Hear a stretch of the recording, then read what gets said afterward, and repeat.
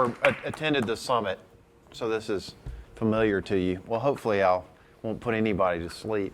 We'll see. I am from Georgia. I've lived a lot of different places, but my real passion is innovation. And he mentioned my Russia background. We try to partner with innovators to solve big problems. And there's a Russian proverb where the Russian people are on a train, and Stalin is the train stops, and Stalin's in charge. He says, shoot everybody that's responsible, and we'll get the train moving again. And they do.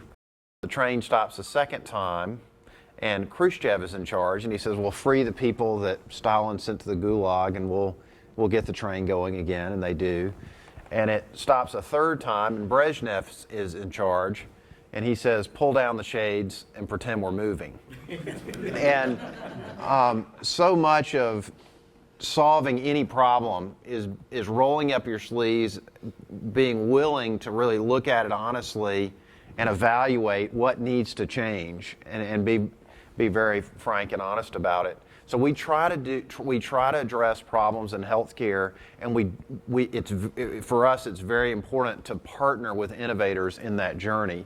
How many of you, we're all from Atlanta now, but how many of you have a Georgia background, or you're from Georgia or grew up here? Well, goodness, there are three of us. Is that right? Did somebody else raise their hand? I know a lot of people, but they're all below the age of 15. Okay, all right, okay. Oh, that's right. We're all very familiar with Georgia. If I told you that I was going to remove 4 people when they were 20 years old and move them somewhere else, you pick the city, New York, LA, San Francisco. I'm going to remove Robert Woodruff, Martin Luther King Jr., Ted Turner, and Bernie Marcus. And I'm going to move them somewhere else when they're 20 years old, or keep them out of Atlanta. What does our community look like if you do that? I mean, just think about just Robert Woodruff and the Woodruff Foundation, Coca-Cola, the CDC, the Civil Rights Movement, Emory. I mean, the dominoes that start. So if you can look in the rearview mirror and say that's how important an innovator is, what are we doing to identify, recruit, attract, and retain the next generation of innovators? So that's what we try to do with Henry. We know that U.S. billionaires are going to give away $600 billion in the next generation because of the Gates-Buffett challenge, and $200 billion of that is going to be given away in healthcare. Think about what we did to attract the Kia plant in West Georgia, or the Starbucks lid factory in Augusta, or where I'm from in Morgan County, the Baxter. We spent a dozen years recruiting Baxter. It's going to be $1 billion investment over time. But what's our strategy for that $200 billion or that $600 billion? And if we don't have a strategy, why don't we? So that's what I created Henry to do almost a dozen years ago when I lived in Silicon Valley. It was to combine the experience I had as a volunteer in an AIDS hospital in Africa, the compassion, love, and community with very limited resources, with the drive, innovation, and entrepreneurship of Silicon Valley to address really big problems with innovators. And we do that, and we do our work for free. So it's not hard to find clients or projects. They may accuse us of being incompetent, but at least they can't accuse us of being greedy, I hope. And so we identify a problem we want to solve, and then we partner with innovators in one of 4 ways to solve those problems. We either partner with a Georgia innovator that we think is a national or global leader. We recruit an innovator to Georgia. We start an organization, or we create a coalition. And I've done very much the same thing in my professional life. So what I've tried to do professionally is bring in leaders in venture capital that are innovators in healthcare. And I've attempted that 3 or 4 different times, and I may talk to you, but I'd like to talk to you a little bit about Henry and Georgia and our ecosystem, because you're business leaders in our community, and many of you in the region, the country, around the world, doing really fascinating and interesting things. And it's interesting, just in the last 2 months, I have been approached or have opportunities to work with McKinsey has been hired by Georgia Tech's foundation to talk about how do we create an entrepreneurial ecosystem, how do we become a leader. Boston Consulting Group has just partnered or approached us to figure out how to partner in this way. The Cathy families is considering right now how do we get into healthcare. They've just done the studio where they invested $400 million. And then a group called Foundation Services Group, which Michael Porter started out of Harvard Business School. Because Georgia is uniquely positioned in global health. That was why I came back here. Nobody else has the CDC. The CDC alone has over 5,000 MDs and PhDs. That is larger than the entire university system in the state of California. But that's resulted in CARE International, the American Cancer Society. How many of you guys are familiar with Bill Foege? Is anybody familiar with his work? Bill Foege was director of the CDC when Carter was president. He was the first director of the Carter Center, and then he convinced Bill Gates to get into healthcare from a philanthropic standpoint and eliminated smallpox. The first time in human history we've ever eradicated a major disease. His organization, the Task Force on Global Health, is in Decatur, Georgia, and gave away $1.4 billion of pharmaceuticals in 91 countries last year. Atlanta has more in aggregate revenue in health IT in our top 10 companies than any city in America. You're probably very aware of that. We're a national leader in logistics. Global payments, I think we're all aware of that, about 63% of global payments. And now media and entertainment. We were number 3, we're about to be, if we're not already, number 2 in movie and television production. Those are all critical ingredients in healthcare, and we have the problem. When I moved here almost a dozen years ago, Governor Perdue appointed me to the State Health Board. At the time, the budget for the Department of Community Health was $13.2 billion, and we had not produced a financial statement in 2.5 years. I thought it was a one-way ticket to jail. I was sure I was, not because I was doing anything wrong, but I mean, how do you not produce a financial statement on that kind of a balance sheet? And when you look at Georgia, as you're aware, we have 159 counties. At that time, 57 of those counties did not have a doctor. 67 did not have a primary care physician. 88 had third world healthcare demographics. We led the nation in the percentage of our population with TB and AIDS. We were number 1 in cancer mortality, number 2 in childhood obesity. We had the 3rd highest high school dropout rate in America. Atlanta was the 4th most congested city that had gone from 30th to 62nd in business-friendly cities. And we were in the bottom 5 in mortality from almost every major chronic disease. The state health benefit plan was 685,000 people. 25% had diabetes, 43% were obese, and 62% had one or more chronic diseases. So don't you want to move to Georgia? So for me, that was very exciting because we had tremendous challenges in healthcare. So we, with Henry, said, well, what are the problems we wanted to solve? The first thing we tried to address was we want to provide access to people who don't have it, the uninsured, which at that time was 1.7 million uninsured. So we started an organization called the Georgia Charity Care Network, which started with 5 faith-based clinics serving 6 counties with less than $10,000 in the budget, was serving about 15,000 people a year. There are about 24 clinics other than that in the state, other than that association. And as a result, we changed some laws. We helped create a Good Samaritan law. It was illegal for physicians to provide free care if they didn't have medical malpractice insurance. So we changed that and got pharma donated in mass technology. So last year there were 105 clinics that were part of that association that provided free care in 130 counties to 325,000 homeless and uninsured Georgians, and saved the state $420 million last year. Our goal is to serve 1 million in every county and save $1 billion a year. We just got funding by the legislature for the first time. We just got a $2 million donor. We did that on a $150,000 budget a year. When we started, we raised $600,000, got an executive on loan. That was our first problem we wanted to address. Our second was autism. 1 out of 88 children at the time were born on the autistic spectrum. In that case, we partnered with a Georgia innovator. We raised $2 million. The school has now worked with 1,000 families on 5 continents. We're creating a digital platform to launch the technology in 40 states, and we're partnering with the Swiss government and Harvard Medical School to raise $10 million to set up an international center in Switzerland. We're also working with governments in Dubai and Albania and other parts of the world.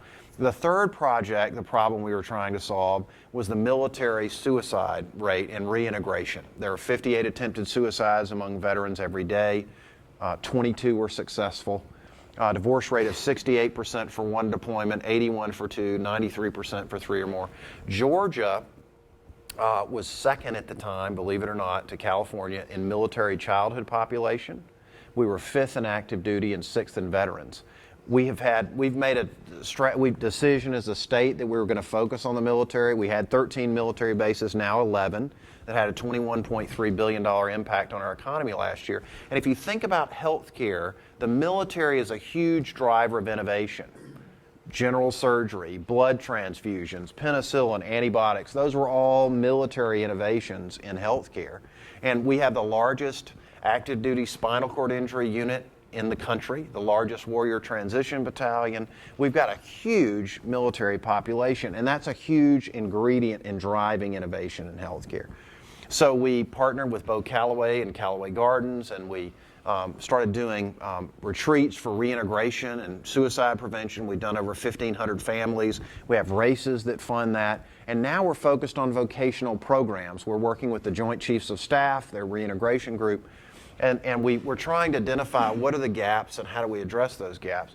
So we're partnering with Warm Springs, and now we got the governor to make a $25 million, GRU partnered with Warm Springs, made a $25 million investment in that hospital, which was losing $5.3 million a year. Warm Springs is uniquely positioned because they're into the Section 110 federal matching program. They get an 80% reimbursement for training for vocational programs with disabilities and a one-to-one match on facilities and infrastructure. And the Obama administration has mandated the Americans with Disabilities Act. If you get a certain percentage of your revenue from federal contracts, 7% of your workforce has to be disabled.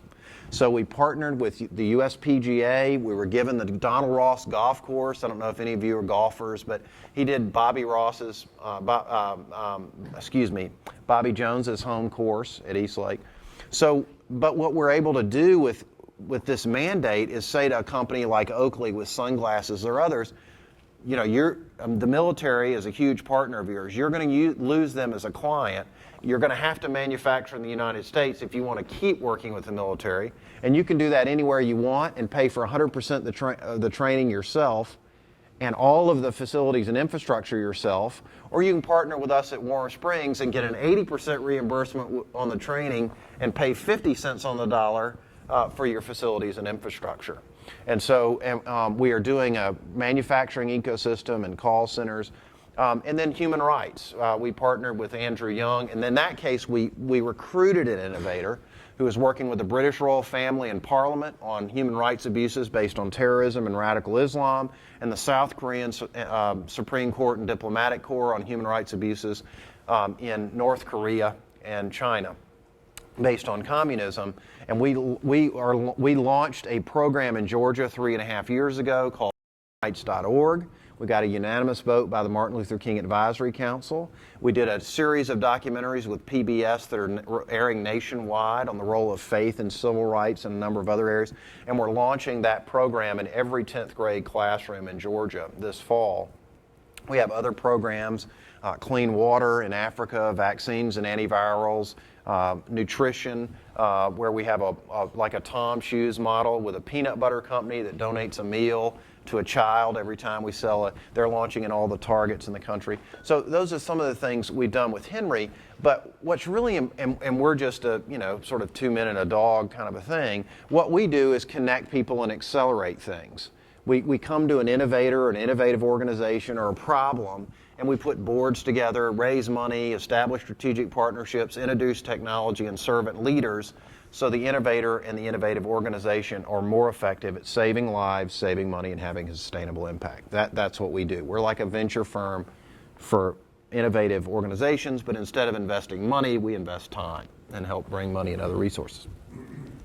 But we are incredibly uniquely positioned in our ecosystem to be the national and global leader in health. But what we need to do, it's like Silicon Valley. When I was there, when you walk into a casino, they pump the thing with air. There are all these lights going off. It looks like everybody's, they celebrate success, and they create an environment where people want to participate. And that's what, if you want to be an entrepreneur, you want to do a startup, you're going to move to Silicon Valley. If you want to be an actor, you're going to move to LA. If you want to be in financial services, you're going to move to New York. I believe Atlanta can be the place for innovators and innovative organizations, for social enterprise, for venture philanthropy, for shared value, for corporations that are engaged in these activities. And that's what we're about with Henry, and we're hopefully, after our first decade of addressing these kinds of problems, are going to partner with some of the CDC. We work with their foundation, with Georgia Tech's foundation, with some of our larger corporate partners. We've written white papers for 2 different governors on a strategy for the state to be a leader in innovation. We've tried 3 times to do it in venture capital. 92 cents of every venture dollar invested in Georgia comes from out of state. That means we're going to lose our innovators. We tried to bring Bob Langer and his company in regenerative medicine down from Boston. He's a billionaire, PhD from Harvard and MIT. Bob Bozeman, who had done 422 angel deals in 5 years from Silicon Valley. And most recently, Mir Imran, who is the first angel investor in Google, who helped to develop the internal defibrillator in medical school. He came over when he was 16 from Hyderabad, India, graduated in 2.5 years, living in a closet at Rutgers with degrees in electrical, mechanical, and a master's in mechanical, #1 in his class at Rutgers, and then 3.5 years in a medical school, invented the internal defibrillator. His companies and inventions have over $300 billion in aggregate revenue. I hosted him for 10 months, 3 days a month for 10 months. We met with over 500 Georgians, political leaders. In fact, the mayor and I went and spent 3 days in California, met with Mir.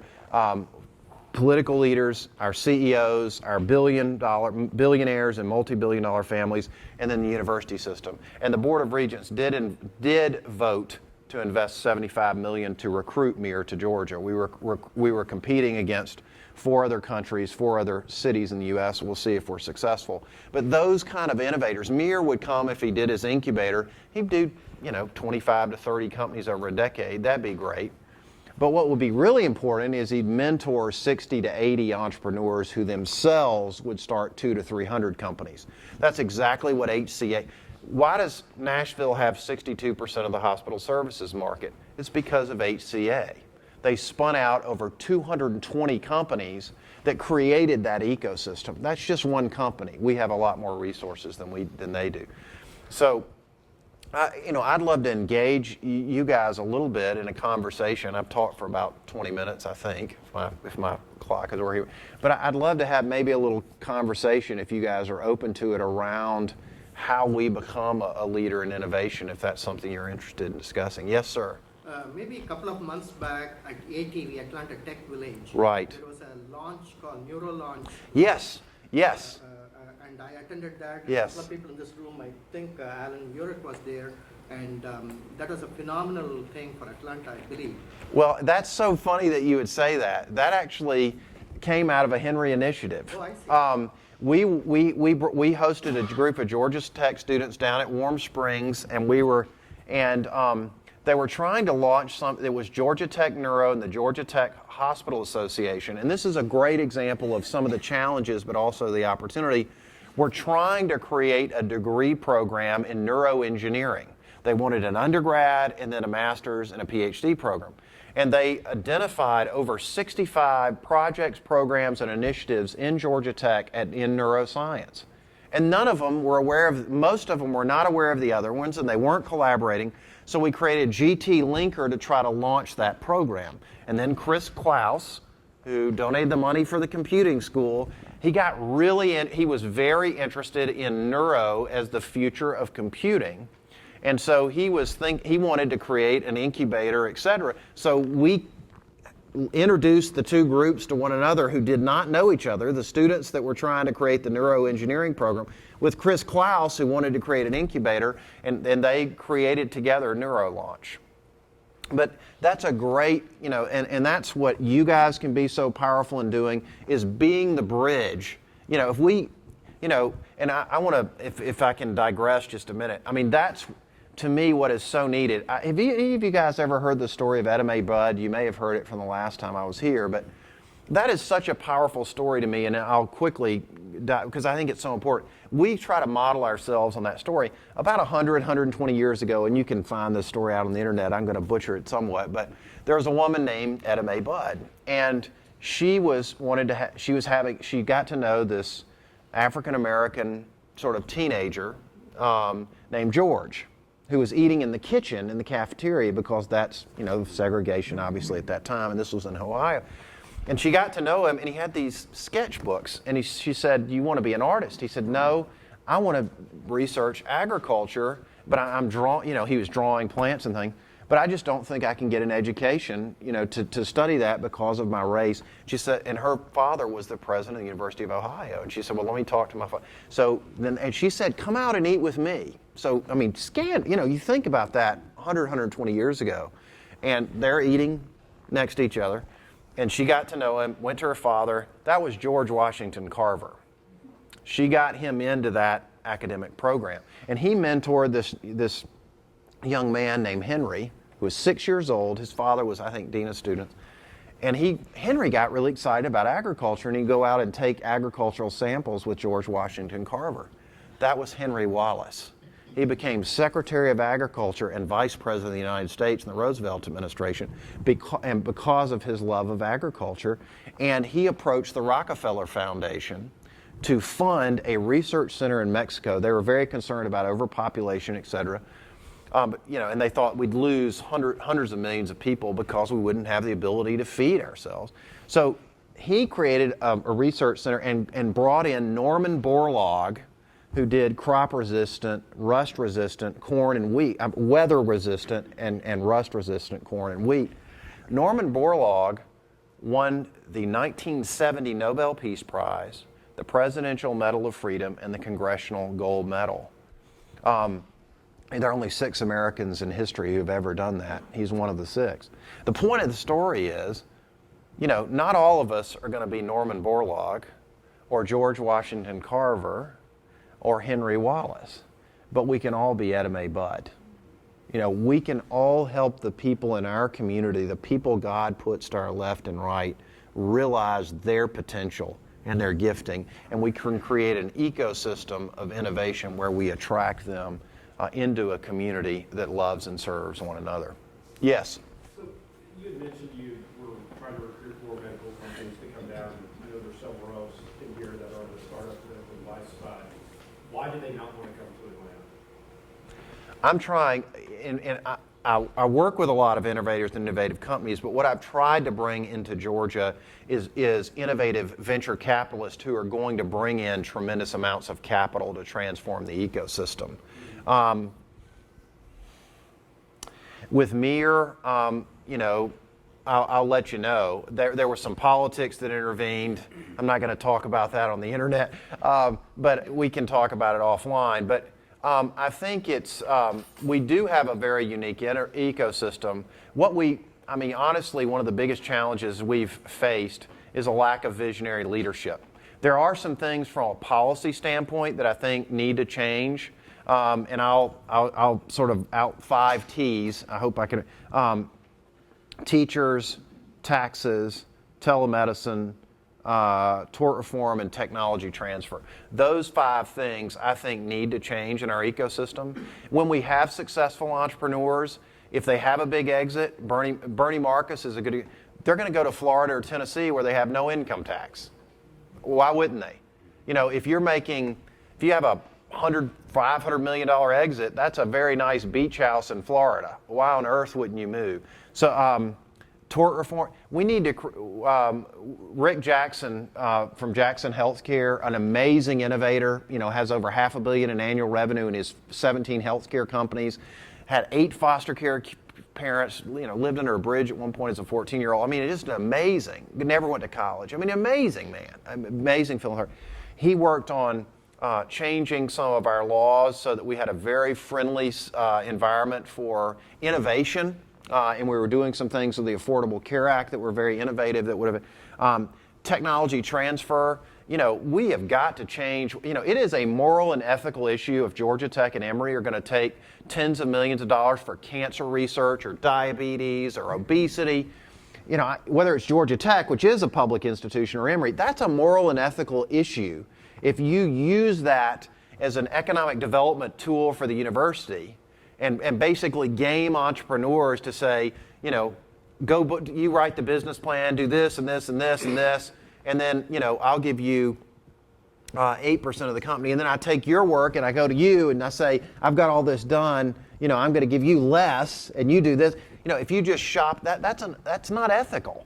It's not right. And if it takes 2 or 3 years to get technology transfer out of Emory and Georgia Tech, if I can get it for much less in 48 hours at Stanford, I'm going to Stanford. I'm going to go to Harvard and MIT. So we've got to have accountability and transparency in technology transfer. Telemedicine. I mentioned the 685 with some of the worst healthcare demographics in America. We need to link that together with the university system, which is another 250 people, with our huge Fortune 500 population. We have the Atlanta Committee for Progress, the 28 biggest CEOs of companies in Atlanta, and that's Equifax, Coca-Cola, Del.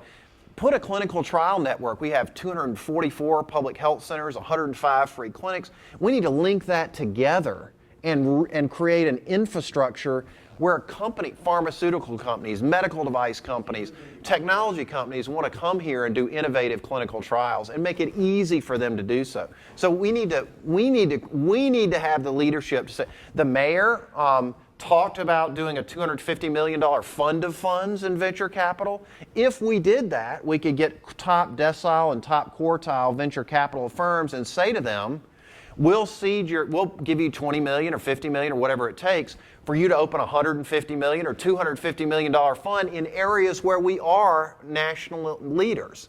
Health IT, medical device, regenerative medicine. If we do that, we can put $200 to $250 million to work and bring in $2 to $3 billion.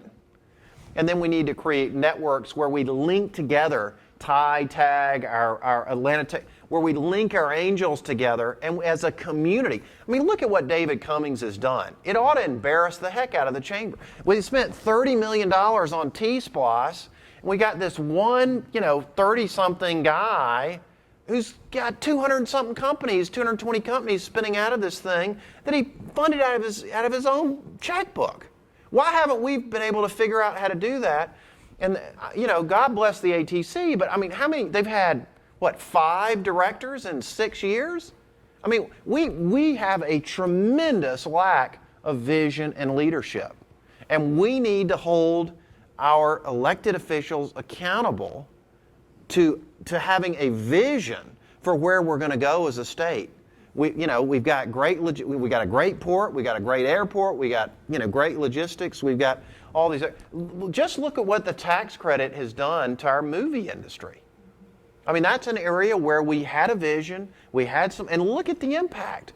I mean, 7 years ago we had $157 million in revenue from the movie business. Last year it was $5.1 billion with 77,900 people employed. We've got 7 new movie studios, 11 new sound stages coming online in the next 24 months. We have 37 movie and television projects happening right now because of one change in public policy. Why aren't we doing that in other areas where we want to be national leaders? I'm sorry. Yeah, go ahead. I mean, I've been in Georgia. I'm one of the Georgia natives and have followed the state for my whole life. And our big problem is 159 counties. And now we're even exacerbating that with all the cities. Yeah. And Atlanta has gotten so narrowly focused, and our politics has gotten down to all we care about is me and my neighbor, and we're not looking at the big picture. And it's gotten worse and worse. Yeah. It was bad before when we had South Georgia fighting North Georgia. Well, now we've got North Atlanta and East Yeah. Atlanta fighting. And so we're dealing with those issues, and it makes it so difficult to get up to the real high ones. I don't know how we Well, face it. I mean, I believe we can in community. I mean, and that's what Henry was about. If a fat, bald guy in a wheelchair, with one or two friends and, and an American Mastiff, can do these silly things in philanthropy with no resources, we can do it. And I've seen it with like I talked about the pensions. We were the only state in America that didn't allow our public pensions to do alternative investments, which basically said we're not open for business. I mean, I've been working on that a decade, and a lot of other people have too, but we did the angel tax credit, then the firemen were able to do it, and then the state employees were able to do it legally, although they haven't yet, and the teachers are still fighting. I mean, it takes 15 years. It takes 15 to 20 years to really change something. But I think there has to be a vision, and that's what we're trying to articulate now, to bring. And we have a very unique opportunity with the Cathy family and a few other families like that can put hundreds of, Robert Woodruff just transformed this state. And with a few billionaires that have focus and vision and that bring our business community together with our academic community and challenge the government leaders. One of the real problems we've had, I think, is our business leadership. We've gone from people like Woodruff or Ivan Allen and Hart's, those kind of leaders, to people now who are thinking so globally and they're not thinking from a community standpoint. So the Atlanta Committee for Progress and other things, we need CEOs of Delta and Coke or whatever that are not thinking about 4,000 and 10,000 jobs, they're thinking about the 85% of the economy that's small business. And how are we going to be a small business friendly state, I think. But yes, sir. Yeah, Wes, I think you're absolutely right. And following up on what John is saying, to me, the problem is xenophobia. You've got most cities, New York, San Francisco, it built up at the core and went out. Mm-hmm. Here, a guy named Sherman came by and sort of destroyed it, so we grew up in pockets. The result of that now is that we have xenophobia and no regionalization. And the fact that Marta is not a regional city, the fact that the city of Atlanta owns Hartsfield, just become a jobs corps for politics. So I think what you're saying in terms of the people looking at the top globally, how do we now get a refocus? The private entity, the PE money and the VC money in Atlanta up until maybe, 5 years ago was all real estate. That's right. That's right. Right? Very risk averse. You don't need Right. buildings to That's right. So that is changing. And to me, the problem is the chambers. All right? We have 6, 7 chambers of commerce. Right? How do we focus now from the top level and bring it down into the level of really making it happen? That to me is the problem. Well, two areas I'm trying to do to address it. I don't know. I'd welcome input, brainstorming, ideas, et cetera. But I'm trying to do it in 2 different buckets. One is create a social enterprise institute that goes after the philanthropic dollar in global health, where we really are uniquely positioned, and creates collaboration. What Faggy did, the way he eliminated smallpox, was he got the Gates Foundation, the Rockefeller Foundation, the World Health Organization, and UNICEF to work together. Before, they weren't. If I'm going to give you $30 million, and I'm just think social Darwinism, not humanity. If I'm going to give you $30 million to work on smallpox every year, and you're only thinking about money, why should you ever solve it? But if I come to you and say, I'll give you $100 million each, but you're going to work together, or you're going to get nothing. So, I think creating, and what we're trying to do is create a web of nonprofit, for-profit, government, business, philanthropy. There are these groups like the Philanthropic Collaborative, or our 20 Family Office Group, or the Atlanta Committee for Progress, and there has to be a common vision around, bringing in philanthropy and seeding it with Cathy's or other. And then on the venture side, and that's what McKinsey and BCG, I'm working with the Financial Services Group. I'm trying, because I've learned they're not going to listen to me. And I really got discouraged about it. And I had the president of one of the universities when we brought in Mir. He said, why should we work with you? We have our own venture thing. And I had a couple instances like that. Well, he said, we have the ATDC. It was Georgia. And so what I did was I had Brooke Byers host them, in California. And I thought, Brooke Byers started the ATDC 33 years ago. He founded Kleiner Perkins. His net worth is over $4 billion. He's asked Mir to mentor his son, and he's invested in his companies. He thinks he's one of the leading innovators. If you're not going to listen to Brooke Byers, you're not going to listen to me. So I think part of it was bringing in voices and innovators and leaders that could drive innovation and listening. Just get the mayor and the governor and the business community to listen to somebody, whatever. But I'd love to work with you guys. That's what we're doing right now, is putting the social enterprise strategy together, the venture and putting together a venture capital strategy together. And I'd love to collaborate with you on both. But Wes, I think you're absolutely right. To me, the obstacle is the third part of that triangle, which is politics. Yeah. Okay?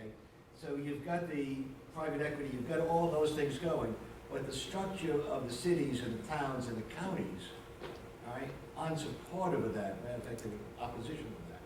So how do we get the political structure, which is... We as a business community, I think if we can create a collective vision, we honestly need to, the only time a governor is ever going to listen to you is before an election. I mean, that's just the way life works. I mean, I don't mean, I'm being a little bit flippant, I apologize. They will listen. I mean, I adore Governor Deal. He taught Sunday school with my mother, and I work with him. And I've known that, I meet with each of the candidates through the Georgia Public Policy Foundation.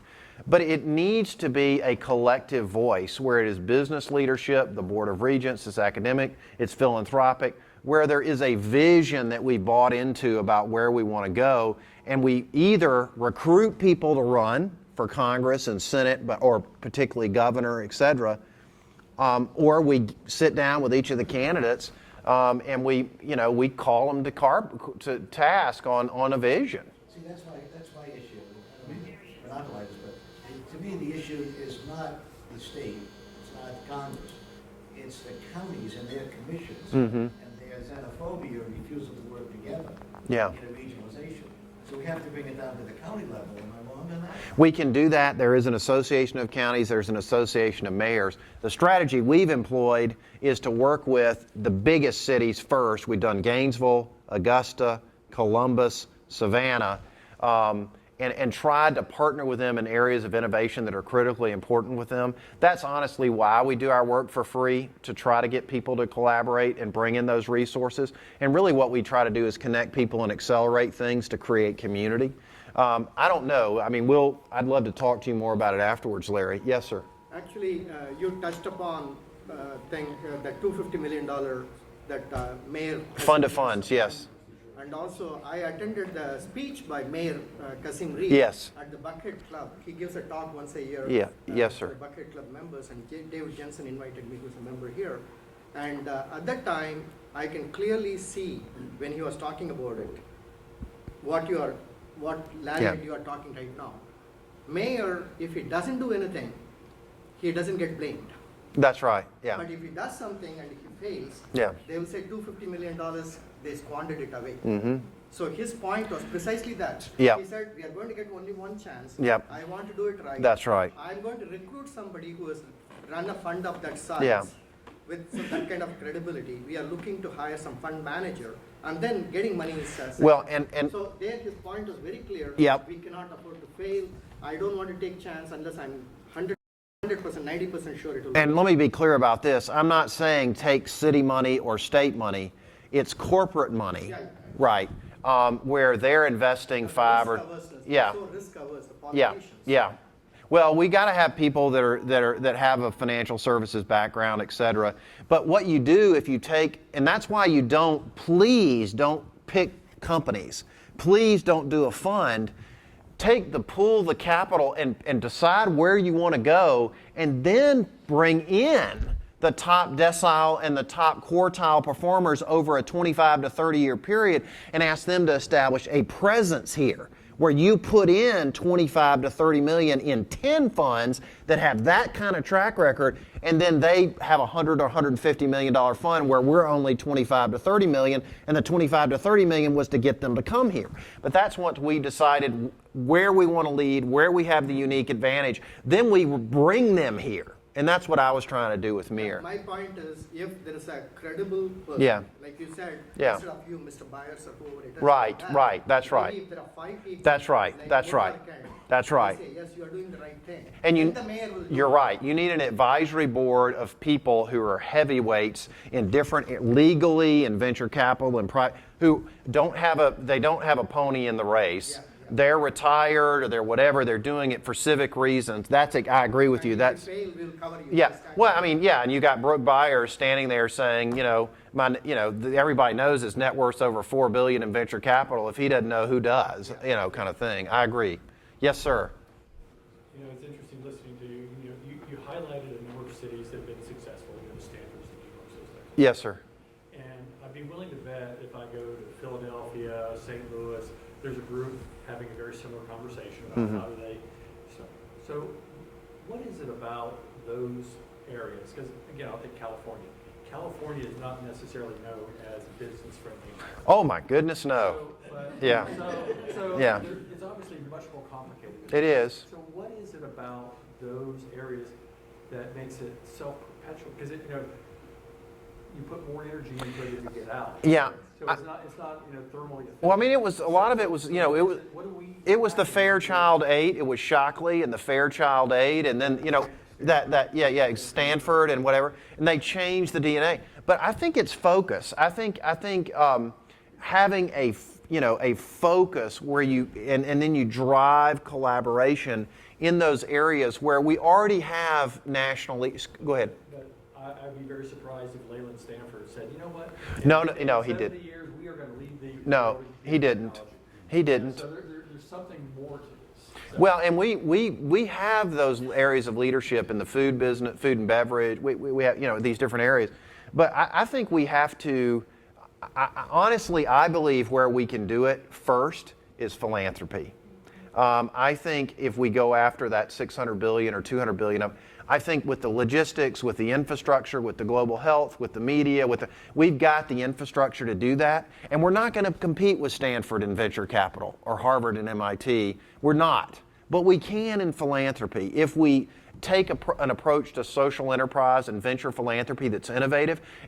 Just to highlight the point, identifying the problem is so powerful. And I'll give you a simple example. I applied to medical school. And when I did it, I lived in San Francisco. And there was only one medical school in America at that time that was the top 5 in the top 5 in clinical and research, the 2 ways that you evaluate a medical school. And it was UCSF. It was not Harvard. It was not Stanford. It was not Yale. It was UCSF, which shocked me. But it was because they were focused on AIDS. They were focused on solving AIDS, and they brought in Nobel Prize winners in philanthropy, and they were trying to solve that one problem, and they built tremendous excellence around it. If we identify the problem appropriately and focus, we can lead, in my view. I want to bring attention to servant leadership and coalition building. Yes, sir. I want to hear your thoughts on that one as well. Well, servant leadership is and there is a 10-part model on collaboration that we created based on Bill Foegge's model that I'll be happy to share with you. And that's kind of part of the model you use. And I think in servant leadership, we have 5 values. That's how we determine if you're going to do things for free, it's not hard to find pride. We have 5 values, and people must align with those values or we don't work with them. Number 1, they have to be committed to innovate. And I think that's really important. You've got to define what your values are. Number 1, we're committed to innovation. We believe if you're not living on the edge, you're taking up too much room. So we don't want to work with people that aren't innovative. Number 2, you've got to be committed to collaboration. There's an African proverb that says if you want to go fast, go alone. If you want to go far, go together. We want to go together with the right partners. 3, we must and we will outgrow our ability to contribute as quickly as possible by bringing in technology, leaders, resources, capital that make our ability to contribute irrelevant as quickly as possible. Fourth, we give other people the credit. Robert Woodruff had a sign on his desk, there's no limit to what you can accomplish in life if you don't mind who gets the credit. We say there's no limit to what God can accomplish if you don't mind who gets the credit, and because we're a faith-based organization. And then fifth, we only work with people and on projects that are committed to and focused on compassion, love, and service, not brand, money, and ego. And so I think those values are so important in driving the innovation. Yes, ma'am. So my question was, is that, so all journeys are made up of many, many steps. So what would you look to each of us to do for 2 hours each week individually to create a collective force? Well, I think we've got a very unique opportunity where McKinsey is being engaged by the Georgia Tech Foundation. BCG is now partnering with Henry to write this proposal, and the Foundation Services Group wants to partner with us, who works with, and I look at who they are. I'd encourage you. They work with the Gates Foundation, the Rockefeller. They work with the world's largest foundations, governments, and corporations on shared value, meaning how do we have an impact, not just a product or service, but how do we really impact things that are social good, important, et cetera. And I want to bring them down and hopefully create an office in Atlanta with their group and meet with them on July 22nd. But I'd love to take what we get, and then you've got the Cathy family who just spent $400 million on a 680-acre campus to bring Pinewood Studios to Georgia, who wants to do a wellness center and do something in healthcare. And I think Mr. Cathy, I thought his net worth was $1.5 billion, but I think it was $8 billion. And they're going to break through $10 billion in revenue as a privately owned business by 2019. You've got the Cox family that's almost $40 billion in revenue. I mean, we've got some massive families. So I'd love to share with you those strategic visions and get your input because I think each of you will have a different perspective on how that can be a better document and how we can bring in different groups in the business community, in the philanthropic community, in the academic community, in government, et cetera, to address it. If it's okay, this gentleman, somebody back here had raised their hand. Yes, sir. Yeah, you mentioned the VAs being integrated back into the U.S., and that is a difficult problem. The what being integrated? The soldiers? Veterans. Veterans, yeah. And I'm a former Yes, sir. also. But one of the things that I've had a lot of difficulty is to get into, like, the VA. Yes. I mean, Yes. I know the chief of staff. Yes. David Bowers. And, Yes. and it's just Yes. the operational Yes. area in there. What can we do? It took us 5 or 6 years. Yeah. Well, what we ended up doing, I can tell you how we solved the problem or tried to. I realized I got Senator Isaacson to write a letter, this is what happened with us. All I can tell you is I'm not a veteran, but I knew the military was going to be a huge drive. They are a huge driver of innovation. I mean, hundreds of millions of dollars, billions. So I got Senator. I was trying to meet with Fort Benning. The commanding general at the time was Bob Brown, and so I had Senator Isaacson call and write a letter. Crickets. I had the governor reach out. No response. Okay, so then I got a call from Larry Ellis. I don't know if you know who Larry Ellis, but he's a dear friend of mine. He's a 4-star general. He ran Forces Command. He's on the Board of Regents, the 6th African-American 4-star in U.S. history. And he called me on my mobile. He said, Ross, this is Larry Ellis. I understand you're trying to do some work at Fort Benning. And I said, yes, sir. He goes, well, I just gave Bob Brown a call, and you should expect. I start getting while he's saying that, a number I don't recognize is calling me on my phone. It's Bob Brown. And General Ellis set up a meeting with Admiral Mullen, who was then chairman of the Joint Chiefs. And what Admiral Mullen said is, Ross, we have great corporate, civic, and community engagement. What we don't have is collaboration. My office, it was then called the Family and Warrior Support Team. It's now called the Chairman's Reintegration Group. But we've identified over 23,000 nonprofits, it's now over 40,000, that are trying to serve the military, but they're not working together. And he mentioned one of the most prominent nonprofits in America for the wounded soldiers. I won't say, he goes, we don't work with them.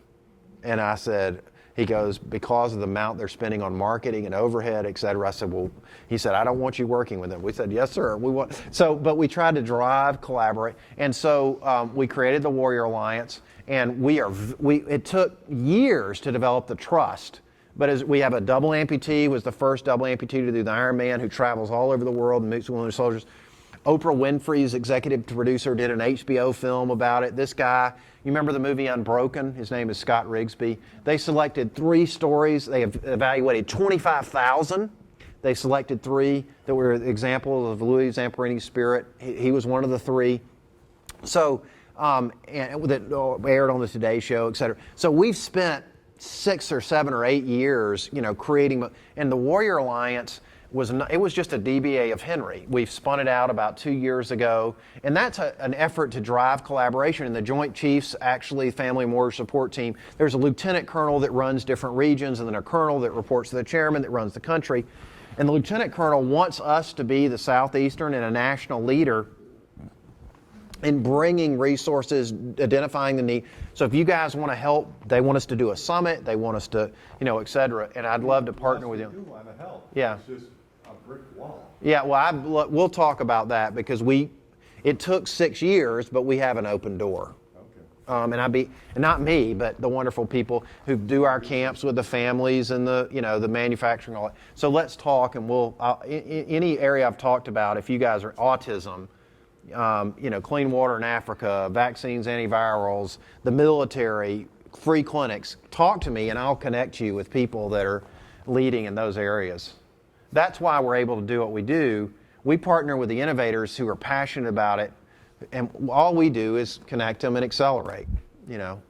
So I'll be happy to connect you. Any other questions? Yeah, talking of Larry Ellis, Bob Reed with Sunny Park and Larry Ellis on one of the call center projects. That's right. Vet Connects. That's exactly right.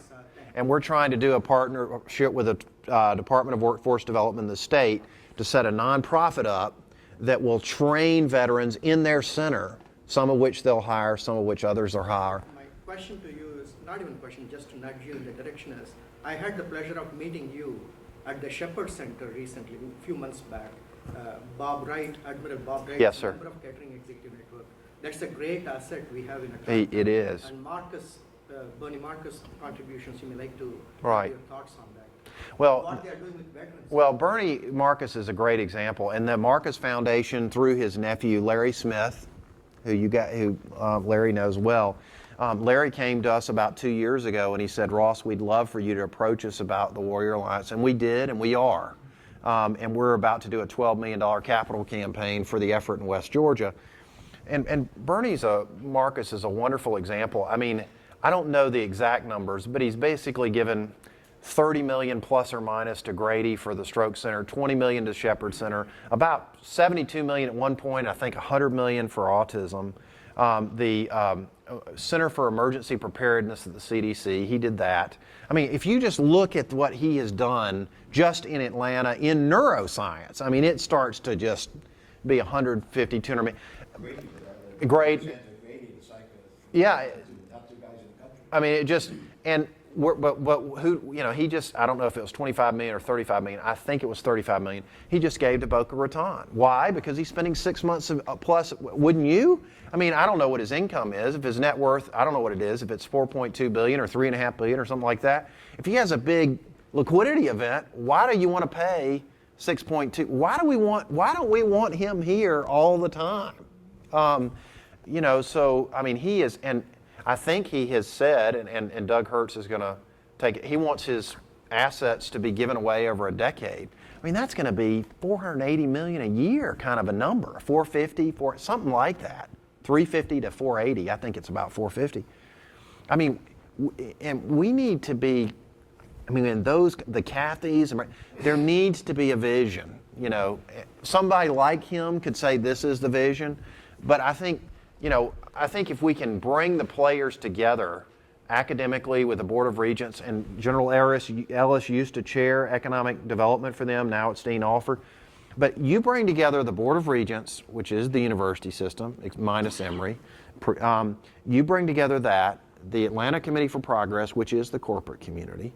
You get the mayor and the governor, throw in a senator and some congressman or something. I mean, you can really, and you get a couple of these large foundations. I mean, you get 2 or 3 people like the Turners and Bernie Marcus and, et cetera, and the Cox family, the Cathy family, it's over. I mean, it's a sense of collective vision, I think. But I think it has to be articulated brilliantly, and I hope that McKinsey and BCG and FSG can help us do that.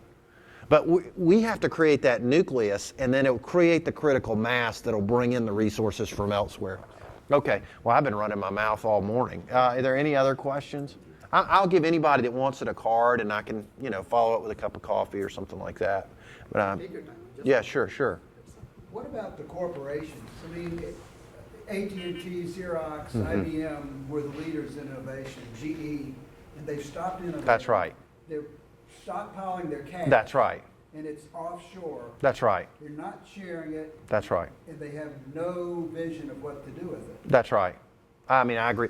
So the model that Bozeman and I tried to do, knowing that the healthcare was what, is we went to those guys. I mean, we went to the leadership of the big corporations in Atlanta. We went to AT&T, Delta, Coca-Cola, those kind of companies, and met with the C-suite, and we said, we want to solve your biggest problems in healthcare. All we want, we'll bring in a 250 to 300 million. We know what they are. They're the same 6 or 8 problems for all of you. It's musculoskeletal pain, it's congestive heart failure, it's diabetes, obesity, whatever. And we want to create a channel of innovation. Will you partner with us so that we can bring in innovative healthcare solutions? Just let us pilot. You tell us the problem.